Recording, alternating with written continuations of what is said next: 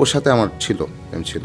তারকাদের প্রেম মানে লুকোচুরি, গুঞ্জন আর জল্পনা। তবে এবার সেই চেনা পথে হাঁটলেন না ছোট পর্দার অভিনেতা খায়রুল বাশার। এক পডকাস্টে অকপটে স্বীকার করলেন অভিনেত্রী সাদিয়া ইমানের সঙ্গে এক সময় প্রেমের সম্পর্ক ছিল তার। শুধু প্রেম নয়, কেন এখন আর একসঙ্গে কাজ করেন না সেটিও জানালেন অভিনেতা। পডকাস্টে খায়রুল জানান, নাটকে একসঙ্গে কাজ করার আগেই সাদিয়া আয়মানের সঙ্গে তার সম্পর্ক তৈরি হয়েছিল। তাদের প্রথম পরিচয় একটি বিজ্ঞাপনের কাজের সূত্রে। সাদিয়ার একটি নাটকে তাকে এক ঝলক দেখেই বিজ্ঞাপনের জন্য যোগাযোগ করা হয়েছিল বলে জানান খায়রুল। সম্পর্কের বিষয়ে সরাসরি প্রশ্ন করা হলে খায়রুল বলেন, ওর সঙ্গে আমার প্রেম ছিল। নাটকে একসঙ্গে কাজ করার আগ থেকে আমাদের মধ্যে সম্পর্ক ছিল। তবে সেই সম্পর্ককে এখন কিভাবে দেখেন তা নিয়ে কিছুটা দ্বিধায় এই অভিনেতা। তার ভাষায়, এখন মনে হয় ওই জিনিসটা প্রেম কিনা আদৌ জানি না।